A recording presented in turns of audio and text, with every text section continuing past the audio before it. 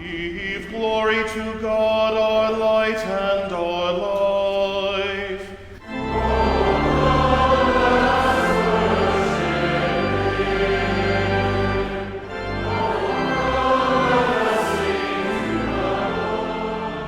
You're listening to the recordings of sessions from the Institute on Liturgy, Preaching, and Church Music in July of 2024, hosted by Concordia University, Nebraska. If you'd like to learn more about past LCMS Worship Institutes or about those that might be coming soon, visit lcms.org/Worship Institute.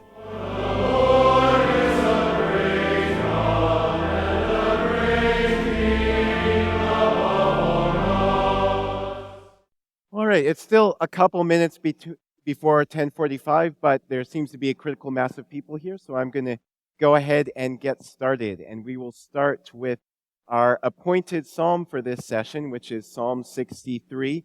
Hopefully everyone picked up the handouts that are on the back page. I have set Psalm 63 to an Anglican chant, which is one of personally my favorite ways of chanting the psalm.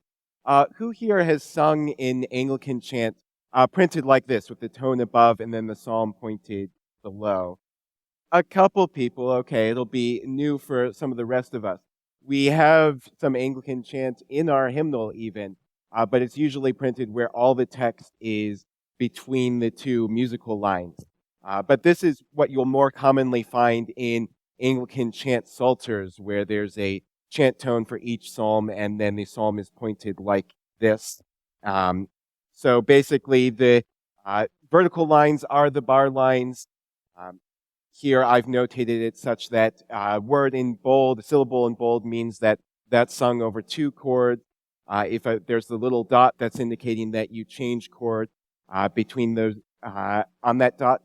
And we'll give it a try, and for those of you who are less familiar, hopefully you'll pick it up a little bit as we go along. Let's go ahead and sing Psalm 63 to Anglican chant.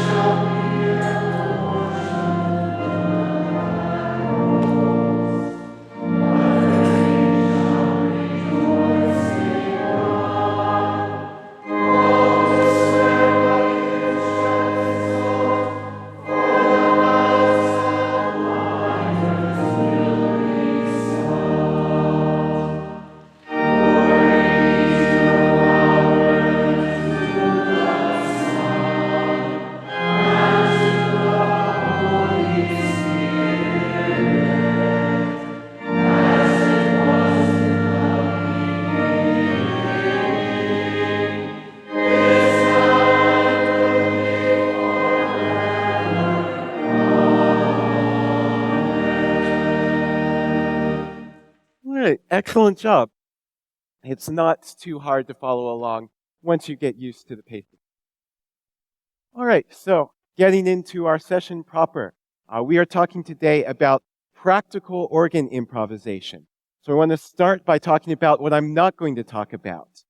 So first off, if you came here hoping that I'd be able to give you advice on creating a 4-movement French organ symphony on a theme submitted to you by the audience, I'm afraid you wanted the impractical organ improvisation session next door. As much as I value the work of those concert improvisers who are truly spectacular in the concert works that they can pull off, even if we could do that, we wouldn't want to do that in an ordinary Sunday morning service, because that's the sort of thing that draws too much attraction to the organ and away from the liturgy proper. So what I want to talk about is improvisation that will enhance the worship, that doesn't have to be anything too complicated, but just are ways in which we can, through our playing on the organ, give added mood, added atmosphere, and added education to the course of an average Sunday morning liturgy. What I'm also not going to be talking about either is hymn singing per se, accompanying hymn singing. Although some of the suggestions I give here will have some use in hymn singing, particularly in introduction. What I'd like to focus on are aspects of service playing which can be neglected, and sometimes we forget that it's even a possibility. The ability of the organ to give little musical interludes at various points during the service that accompany not live singing, but accompany the liturgical action itself. There's handouts on the back table if you want to grab them. So the liturgical action that organ improvisation can accompany includes things like certainly processionals and recessionals. It includes the offering. It includes communion, either the preparation of the altar or communion distribution. These are all places where we may have a hymn or an anthem that we've programmed for that spot. But there are also places where, in particular liturgies, we might not want to program a hymn or anthem there, so we might want to leave space available for meditation just with solo instrumental playing. Or there's cases where you've programmed a hymn or anthem and you've gotten to the end of it, but they're still passing the offering plate. So what do you do then? And that's where liturgical improvisation can come in handy. Or things like the children's message. If you've got a children's message in your service, you can play a little bit of music to accompany the children coming forward or returning to their seat, or even transitioning or introducing different hymns or service music, such as modulating from the key of one hymn to another if you've got 3 hymns back to back in communion distribution. Rather than just stopping one and starting another in a different key, you can provide a little bit of a interlude to smoothly modulate from one to another.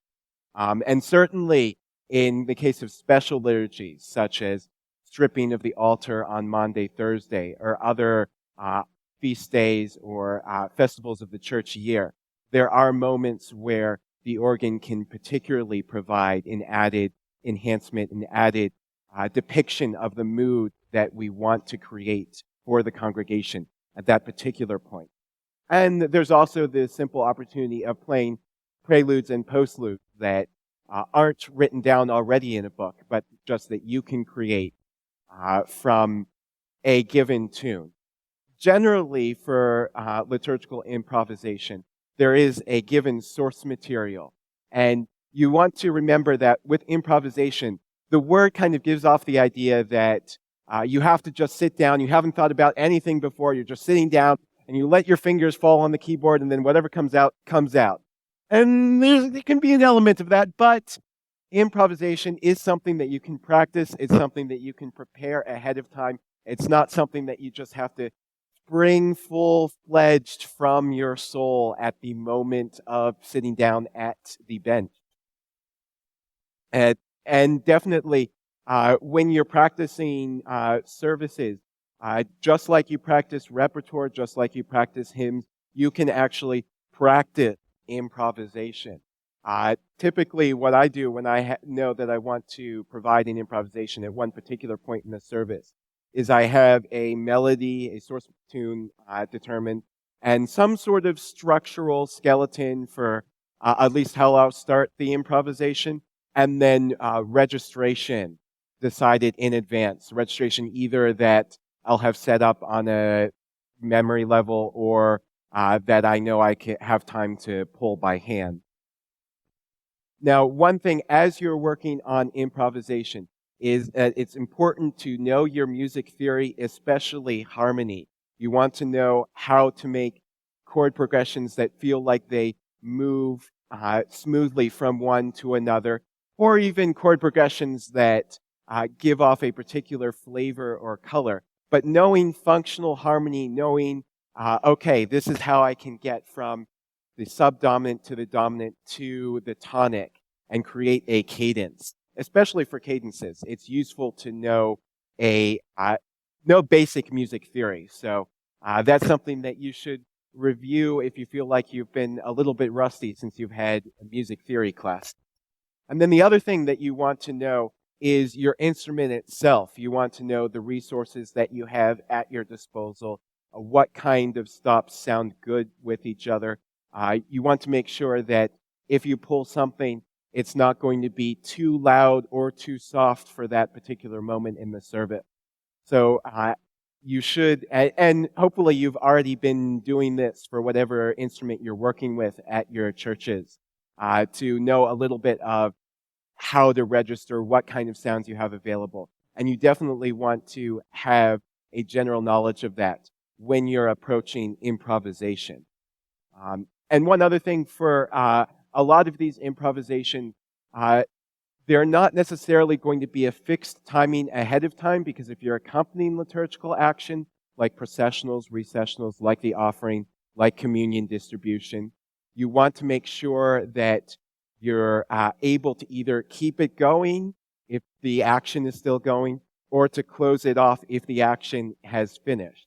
And to that end, you want to make sure that at the bench you can actually see wherever the liturgical action is taking place. If your console is faced such that you're away from the altar, away from the main part of the sanctuary, and you can't move it to turn it around, you'll want to grab a mirror or some kind of reflective device so that you can actually tell, okay, the action's still going on, they're still distributing communion. Okay, now they're wrapping up. I should go ahead and bring this to a close. I've seen at some churches, I know they have closed circuit TVs in cases where the setup is such that the organist doesn't have a good line of sight. So you could pull up the live stream if your church service is live streamed. But you have to be careful because there's going to be a lag delay there. So if you take that option, just be aware that you'll be a couple seconds behind. Or in the, if nothing else, get someone else to come up to you and tap you on the shoulder and say, "We're finished now." So one option or another. And then you'll want to know what the purpose of the improvisation is. Because there's many different purposes that you can use liturgical improvisation for. Are you introducing a new tune that the congregation will be expected to sing later in the service? If so, then you'll want to give that tune a clear depiction in your improvisation, not alter it too much from what the congregation is expected to sing, because you'll want to make sure that they already have the form of the tune that they'll want to know in their ear by the time they need to sing it. Are you providing a moment for quiet reflection, such as during communion or some other contemplative moment in the liturgy? Then you'll want to use softer stops, a more relaxed tempo. Make sure you don't have any too busy rhythmic action, but just keep a nice, calm atmosphere. If you're trying to encourage excitement, like it's an Easter morning and you're trying to ramp everyone up with a little fanfare before the processional hymn, then you'll want to definitely use a fuller sound, use more active rhythm, use more pointed stops. That's where you pull out the big reeds, the trumpets and tubas and whatnot, and create that excitement that people are eager to sing with. So the kinds of source material that you can use for improvisation, I think the first thing that you want to look at is the rest of the service. What are the other melodies that are going to appear? Either melodies that will appear after your improvisation, so you can introduce it for the congregation, or melodies that have appeared before, and you can give people a moment to reflect on the words that they just sang. So, for instance, one thing that I'll usually do at the church where I work, Holy Trinity in Edmond, Oklahoma, is after the processional hymn, we have the salutation and collect, and then the children are invited forward for the children's message. And at that point, I'll often play a little improvisation on the processional hymn that everyone just sang as the children are coming up. And those sorts of things help to connect the service and make it feel like it's not just thing, but that there's been some thought put to how everything connects from beginning to end. If you can create a liturgy that feels continuous from the first moment to the last, then I think that just enhances the worship experience for the congregation. Now, the particular things that you can improvise on, the first and most important set of tunes you can draw from are simply the hymn tune.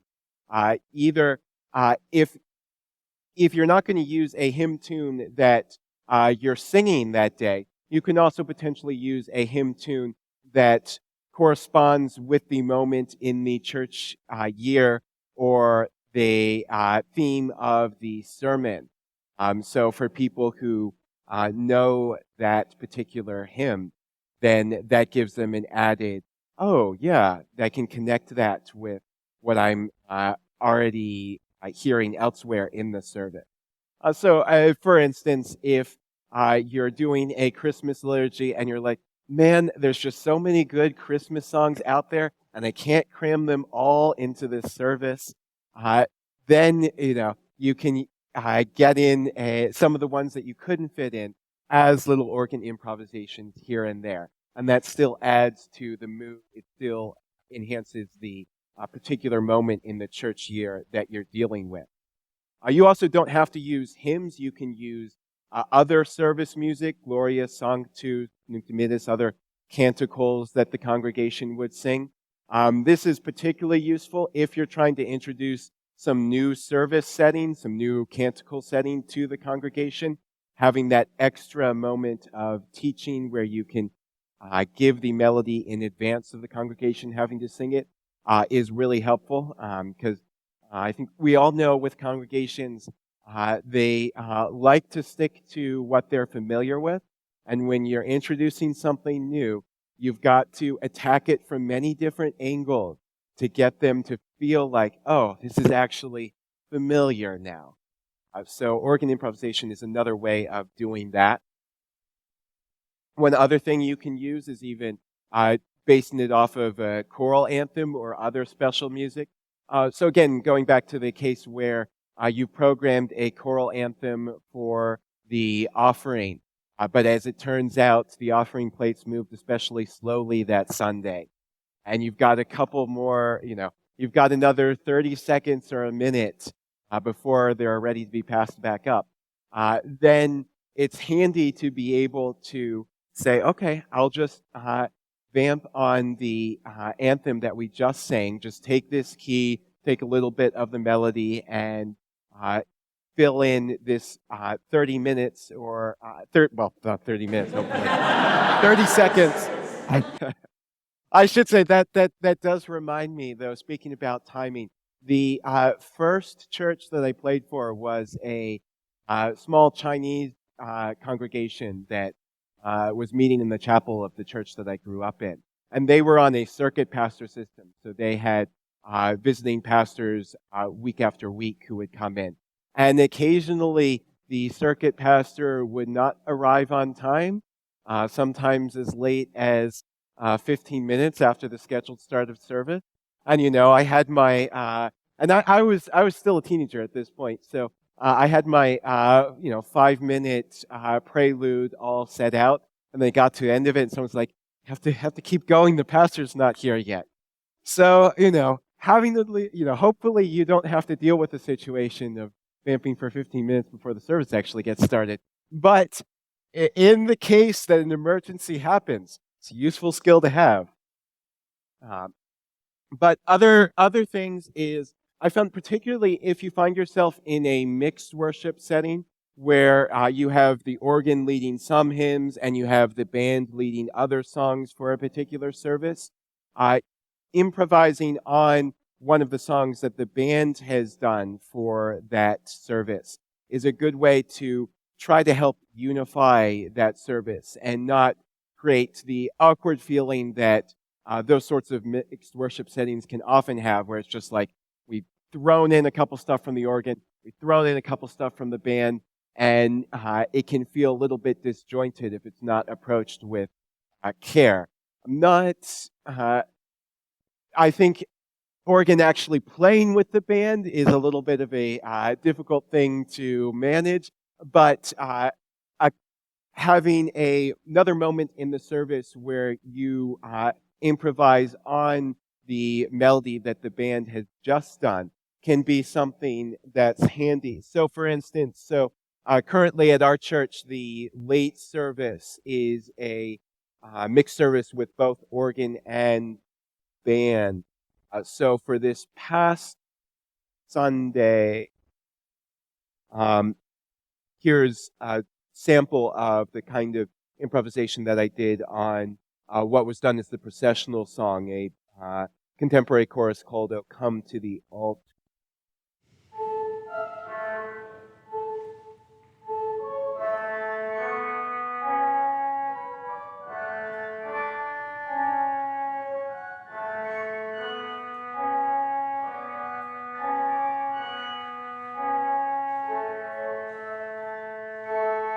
Just something as simple as that.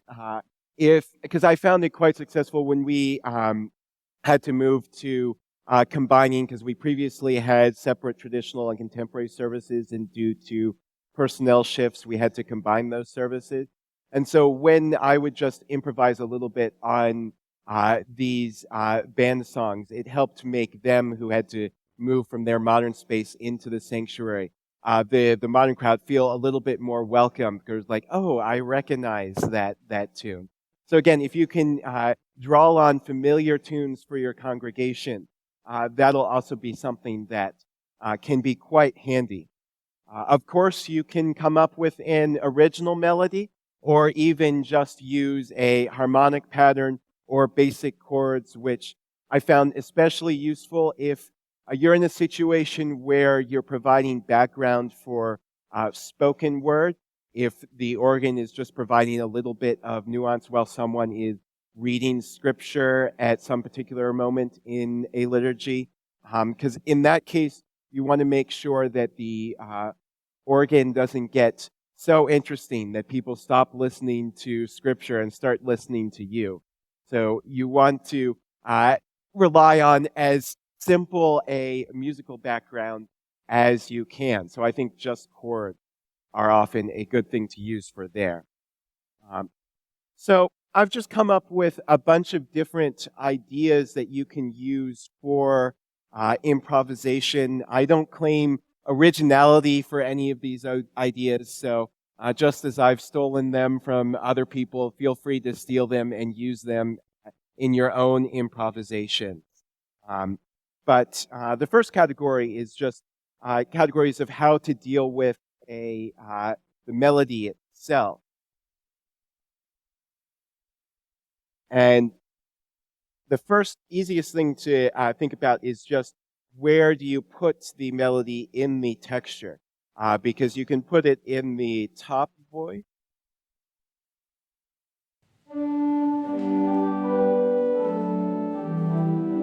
Or something like that. Or you can use it in a middle voice.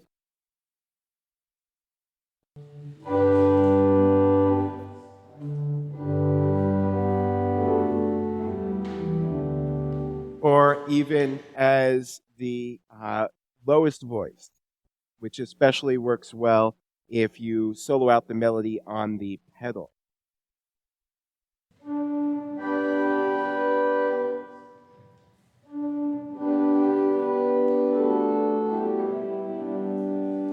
So that's a really simple way to just take melody and chords and create variety just based on where you put the melody in the texture. You can even, you don't have to stick to one placement throughout the whole thing. You can mix it up in between phrases.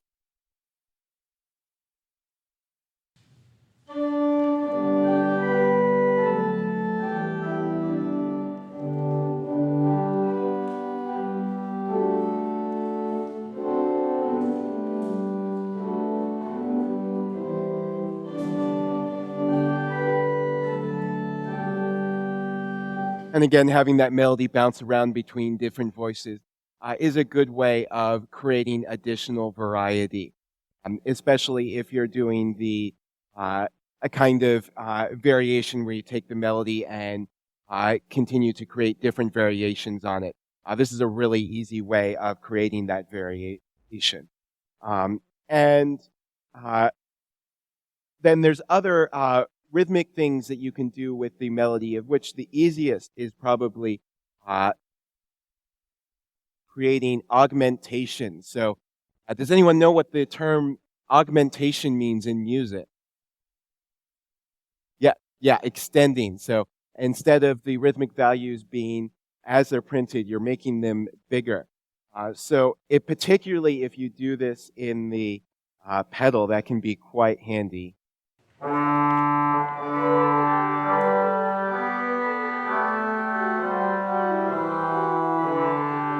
Creating longer lines, or even, you can make them very long if you want to create a figure.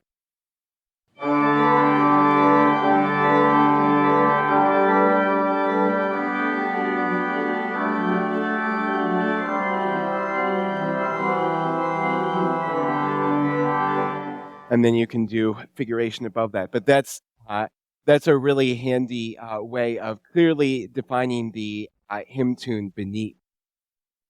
Of course, there's different melodic elaborations that you can do for the melody. You don't have to play it just as it appears in the hymnal. You can throw in passing tones. And you throw in neighbor tones. You can do appoggiaturas.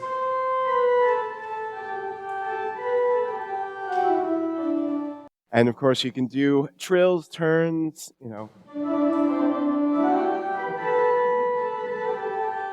all sorts of little flourishes that create an extra sparkle for the melody. And you can even just, you can go as extreme as you want to. If you look at particularly some chorale preludes by the late Baroque composers, such as J.S. Bach's student Kreb has this. But even you see this in Bach or himself. A lot of cases there will be a chorale tune that will be heavily elaborated in the solo voice, such that the tune is still there, but you can barely hear it between everything around it. But still, that chorale tune gives sort of the framework for how you're playing the melody, so that you're not just left with no skeleton around the melody.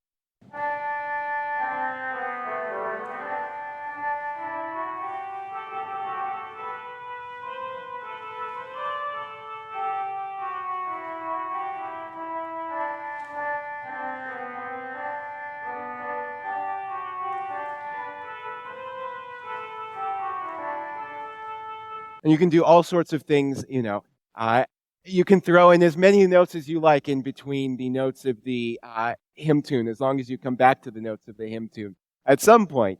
Of course, do remember that the more ornamented you make the melody, the more difficult it will be for it to be audible to the congregation. So if you're doing an improvisation where you're playing a melody that the congregation will sing later on, you might want to keep the ornamentation a little bit more subdued rather than getting too crazy. Now, of course, there's different rhythmic techniques that you can use with the melody. You don't have to play it in just the rhythm that's given. So one easy thing to do is if you've got a hymn tune in triple meter, like this one is, 1, 2, 3, you can turn that into duple meter. 1, 2, 3.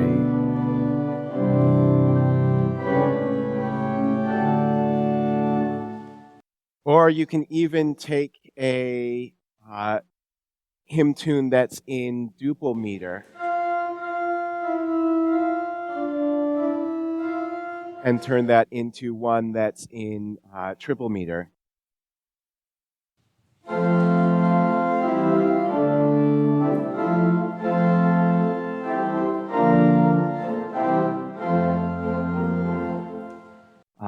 And those are different ways in which you can create rhythmic variety.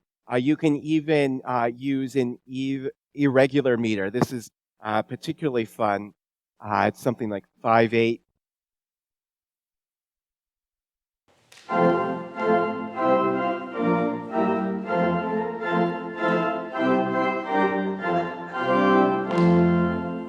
And that's an easy way to create just a little bit of extra rhythmic energy. If you're trying to create something that is going to pep people up, just throwing them that little bit of off balance with that irregular meter is a great way to do that. So just take, you can even just take, 1, 2, 3, 1, 2, 3, 1, 2, 3.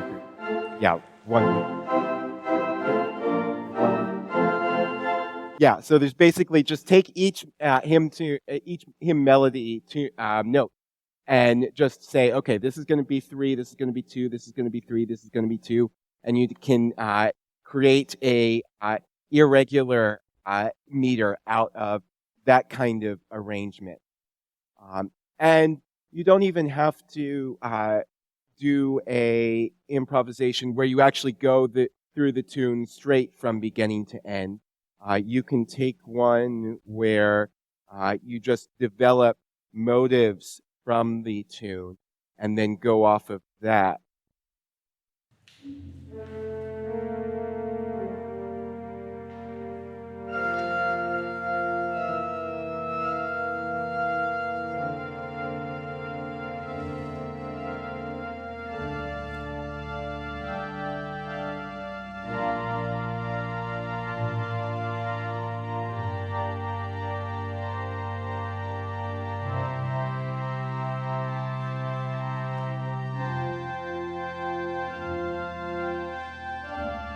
And this is also something that you can essentially extend forever, at least as long as you want.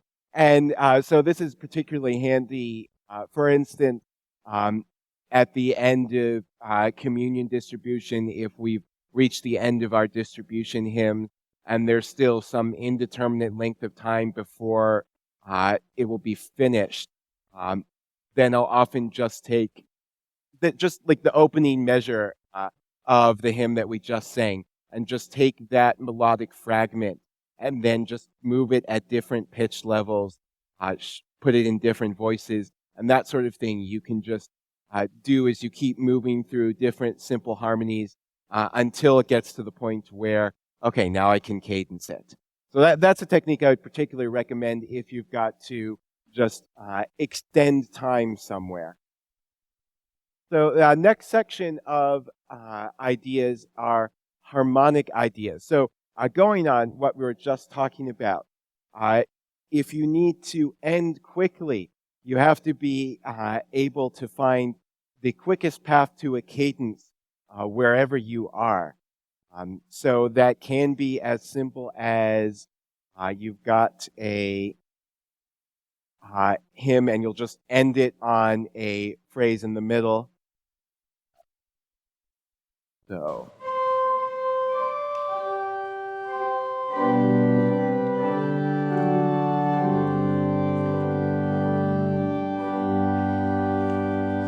And that's something where even if you started in one key, like this one starts in C major,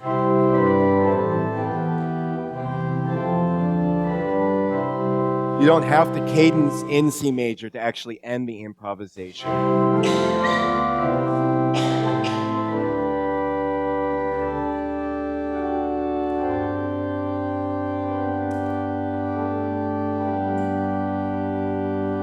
What you want to do is, if you're ending on a harmony that isn't the tonic that you've been in, you want to give extra emphasis on that final cadence so that people really feel, okay, this is the final bit of it.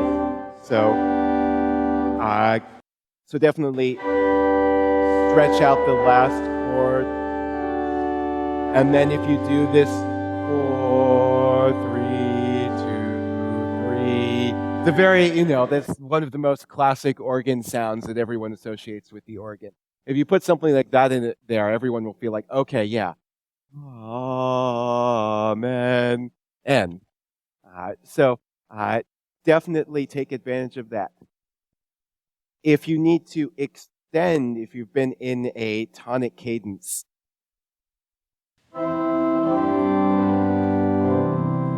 the two places that you can easily move to are the subdominant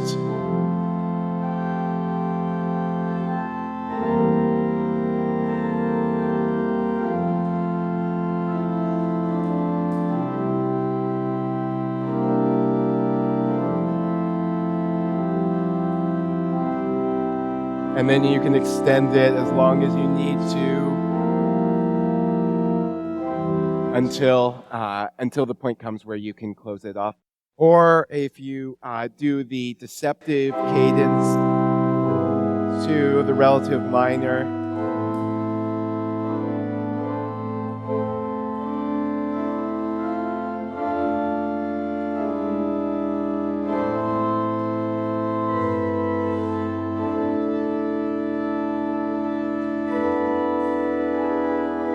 and then you can keep playing around in the minor a little bit until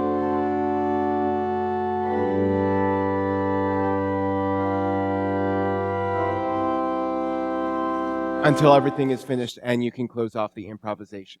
So having those particular harmonic tricks, either, all right, close it off, let's move right to a cadence, no matter what key the cadence is, as long as it feels final, or, okay, I need a little bit more time, let's instead of just ending on this tonic cadence, let's make a move to the subdominant or relative minor key areas. Then you can keep going off of that. One really easy tool is, especially if you don't want to make your feet too active, just work off of a long pedal point and say, all right, that's going to be, I'll just hang out there.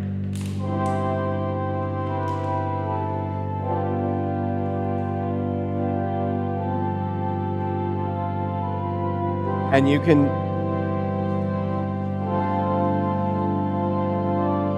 if you stay within the same key, even if there's a bit of a crunch,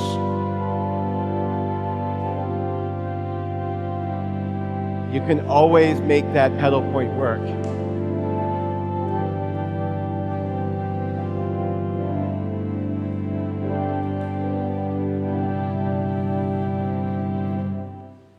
So definitely, that's a good way to just hang out in a particular harmonic area for a while and keep improvising off of just static harmonies or very simple harmonies that move around that one pedal point. One harmonic progression that's really useful is just using a descending bass, the sort of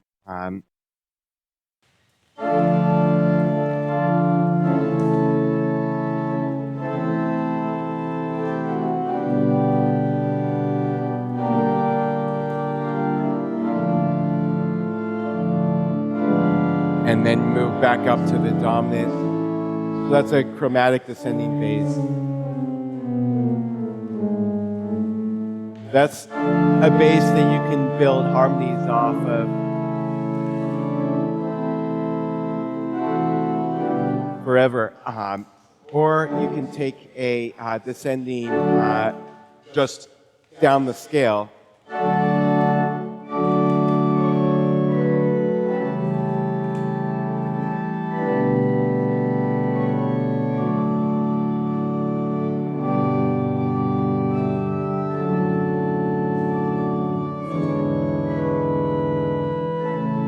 And if the bass just descends like that, you can usually find some kind of harmony.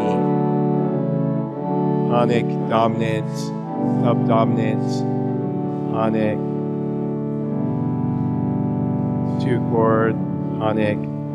Then you have a secondary dominant here. So you can always find harmonies to build off of a descending bass and really accompany so many kinds of melodies off of that. So that's always a fallback harmonic progression that you can do. One other thing, just like between different phrases of the hymn tune, you can take the tune and put it around through different voices, top, middle, bottom.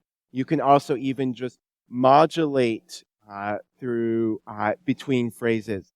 So rather than just playing the whole hymn in the same key, you can take a hymn tune, find a different one here. Yeah. And just, so this starts in D major. And then, let's see, and then we've ended up in G major. So then you can play the next phrase in G major and go straight there.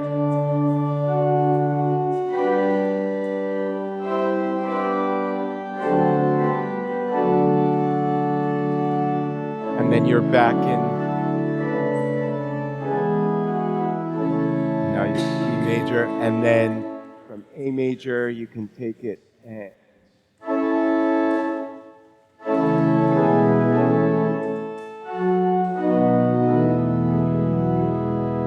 so basically just when you land on the end of the phrase, you can use that chord or that melody note as a pivot to go to another one. Like for instance, let's say you, because this ends on B, so let's say you go to B major, and then you can even just do the next phrase in B major.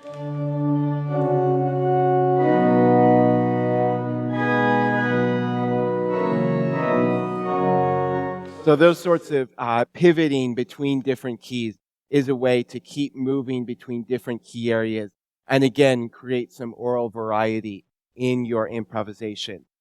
That contrasts with, you can use some improvisations where you basically don't change the harmony at all, and some improvisations where you're constantly switching between different keys. As the mood takes you, it's always good to have a variety of techniques that you can rely on. Then one particularly useful harmony, or well, I certainly have a lot of fondness for it, are extended chord, 7ths, 9ths, 11ths. These are part of what allows you to do a pedal tone without, while still creating harmonies above it. But in any case where you can take just extended thirds, even up to the full thing. And that creates a very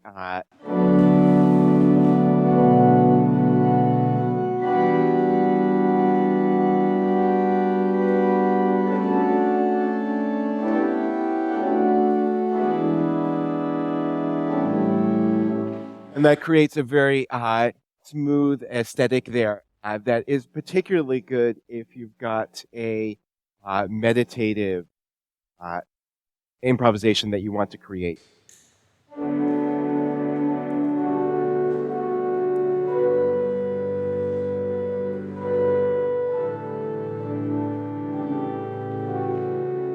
And just any sort of cluster chords that you can do. So any chords where you've got that sort of flashing of seconds. These chords really work well on the organ because of, in contrast to an instrument that immediately decays like the piano, you can keep holding out these harmonies forever.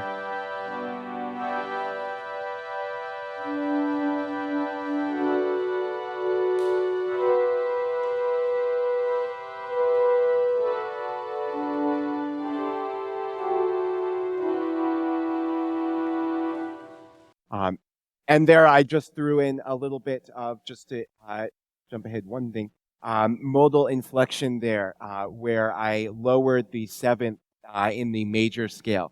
There's all sorts of modal inflections that you can use that create a really nice atmosphere, either lowering the seventh like this,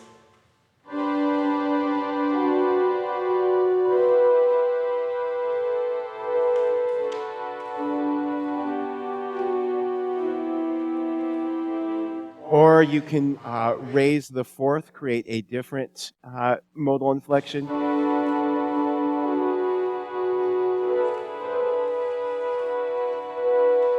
You do have to be careful when you're using modal inflections. If you're using, or for instance, if you're using a harmony, but there's an accidental in the melody, if you create a clash, chromatic clash between your accompaniment and the melody, so for instance, that's not always, I mean, sometimes you want to create that sort of clash right there. But generally, I would say you want to be careful to avoid that. Or for instance, here in the second line of Crown Him with Many Crowns, it moves, modulates, and so you've got a accidental, actually the raised fourth in the melody line, the G sharp here. So you don't want to end up on a G major harmony in your left hand, because that's not going to sound the greatest. But one thing that I should say while we're at that, if you're playing an improvisation and suddenly a note comes out that you didn't intend, just remember, salvation is always a half step away. And that's something that I picked up from Jerry Hancock. That was one, and he was an amazing organ improviser. But that was always one of the things that he would say: if you've got a clash,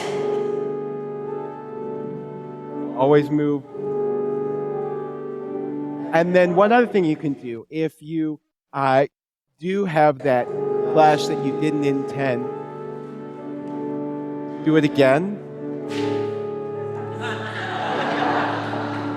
And then again. And suddenly it's intentional. And then you're like, no wrong notes. So that's, any wrong note that you play in an improvisation, you can turn into a right note. That's your privilege. So one other harmonic thing that I find particularly useful is the kind of slowly shifting harmonies. Again, this is something that the organ is really good at. If you just kind of build up a harmony one voice at a time, and then move each voice separately.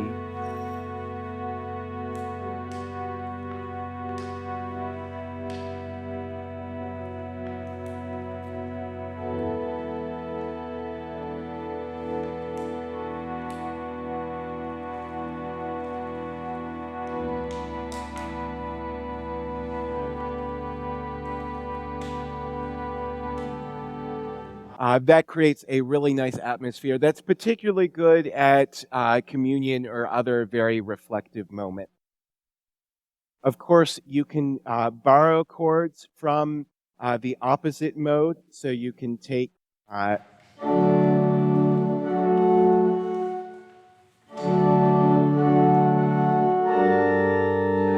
and here you alter the melody. And you can even put the whole melody in minor if you'd like.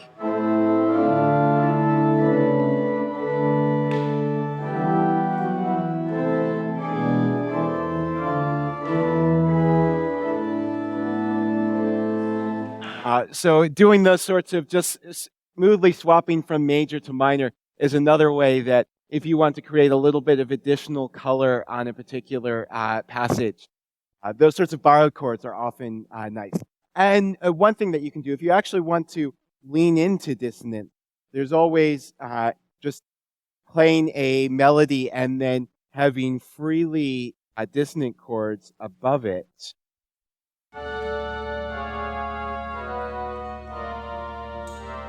And this can create a very French atmosphere.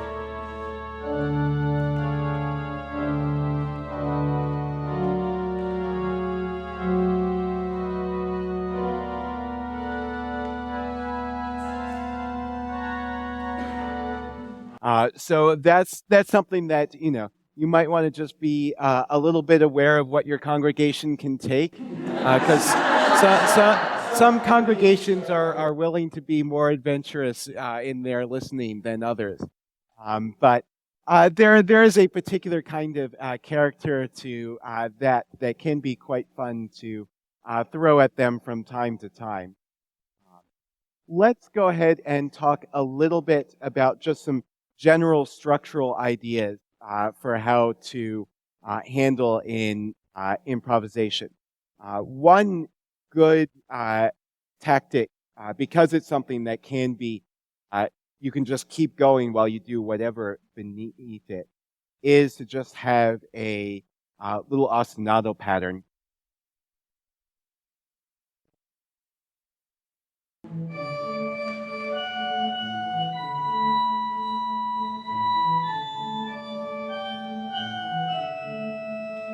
And then you can just, let your left hand or whatever just keep doing that ostinato and play the melody or whatever above it. And that you can just keep it going. There's, of course, the classic ritornello structure, which you'll see in so many chorale preludes from Bach down to the present day, is where you have a original melody that you keep returning to between each phrase of the hymn tune.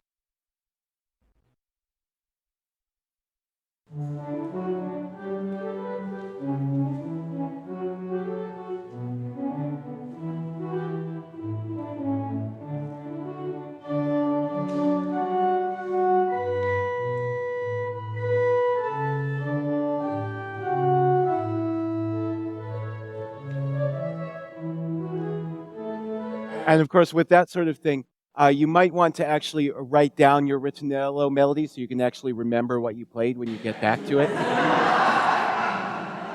But, again, no wrong notes in an improvisation. So if you vary up the ritornello, you can just say, yeah, I totally meant to do that. And of course, you don't have to have a particular theme like that you always come back to. You can have just a looser melodic interlude in between. You can do something like...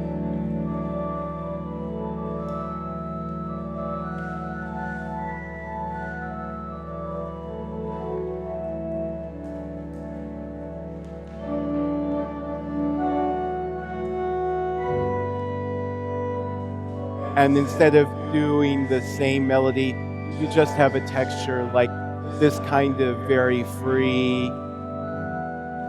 flute melody is something that's very useful.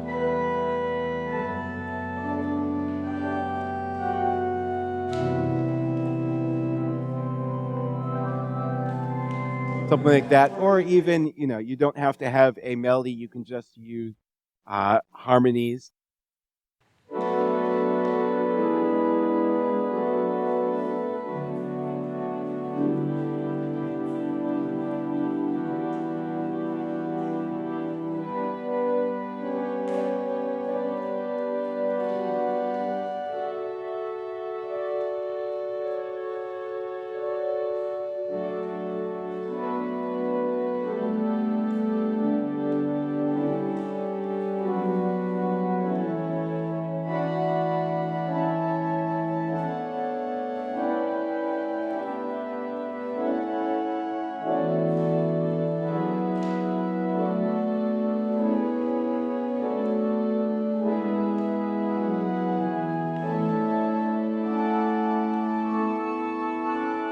And that's also something that, rather than getting anything too structured, you can create those looser interludes that still have the same character in between each phrase.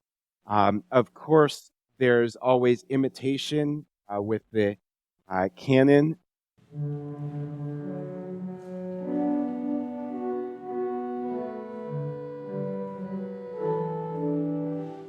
And for here, you don't necessarily have to make sure that there's no clashes. A little bit of clash can work sometimes, although certainly some hymn tunes work better for that sort of imitation. You might even want to experiment with, do you do it at a measure, or maybe you do it at the half measure?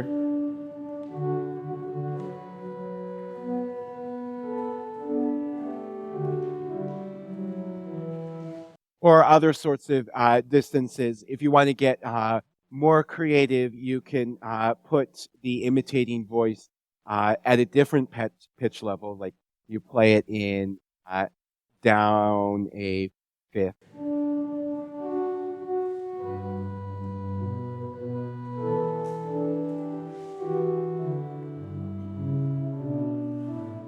And then that's something that can potentially work. Sometimes that it's helpful to have some additional harmony there to just give some context to that kind of canon. Let's go ahead and talk just a little bit about some registration ideas. Of course, with registration, you'll have to deal with whatever instrument you have and experiment with what sounds good, because as I think most of us know, no two organs are exactly alike. But some potential options, like if you're doing, if you want a solo voice to play some melody or the hymn or whatever, the basic is just using a principal 8. You can also sometimes combine a string and a flute to create a similar principal sound, usually a little bit more subdued. You can use just a flute 8 by itself. And these tend to be, if you're using a flute, it tends to be more effective in the higher register than if you're trying to solo out the flute in the lower register. It's just a bit of, so you want to kind of keep the flutes high. They like hanging out high. Reed 8 are a possibility either. Good. Well, you make sure your reed's in tune, but yeah, reed 8 are a good solo voice, and you can definitely add body to them by bringing too much, but bringing on a flute or a principal, and still gets the character of the reed while it projects a little bit more. And then particularly in the principal, if you're soloing out, you want to look for a nice 4-foot stop, either a principal or you can use if you have a good, if you have a nice 4-foot reed that is either on the pedal or you can couple down to the pedal. That's another really good solo tactic. And then you'll want to create an accompaniment registration that will balance with the above. Typically, you'll be looking for any 8-foot combinations of flute pedals, adding additional 4-foot stops if you've got a louder solo voice that you want to balance with. And then in the pedal, the most basic one is just pull on 8 and 16 flute. If you've got a louder one, then switch to principal. That's the most, sort of, if you're not sure what else to pull on, you can pretty much always pull on those and get a decent bass out of your pedal in there.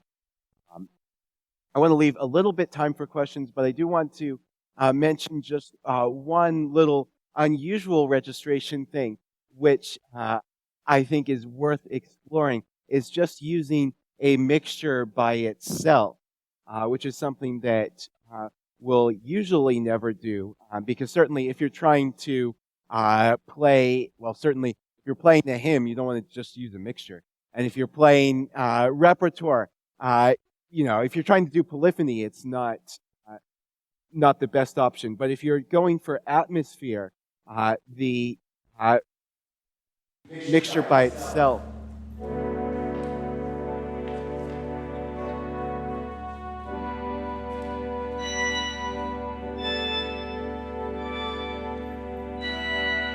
just using some of these staccato notes.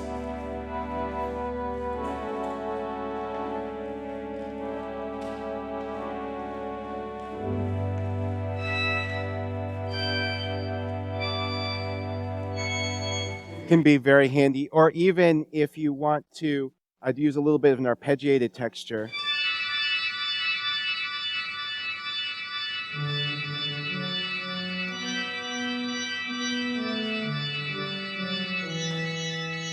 That also creates a really nice little, which is a really neat color there. So I just wanted to mention that. And so, of course, the most important thing with improvisation is just experiment. To a certain extent, you don't know what will work until it works. So keep trying things until it works, and give yourself permission to experiment. Do practice ahead of time. Don't do all your experimentation in the actual service. But definitely spend time practicing, and you'll be amazed, and hopefully your congregation will be amazed at the things that the organ can contribute to the service. Does anyone have any quick questions? Yes. Yeah, that's true. And one other good tactic to that, if you're a little bit nervous about doing switching from the hymnal, if you have a sub-coupler that will couple it down to a 16, or if you have a 16-foot stop, you can still play it at the notated pitch, and it'll immediately take the melody down to the men's octave. Yes. Yes. The strings and celeste combination is probably the most classic communion combination. Yeah. I have that combination set up to a particular piston, because whenever I get to the end of distribution hymn and it's still going on, that's immediately the piston that I hit. Go immediately to the celeste. Perfect atmosphere every time. Any other questions? All right. Thank you so much for coming.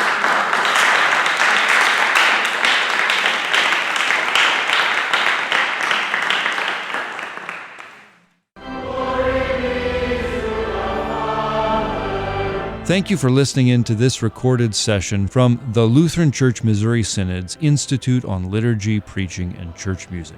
We hope you'll join us at one of our conferences in the future. Visit lcms.org/worship institute for more information. lcms.org/worship institute.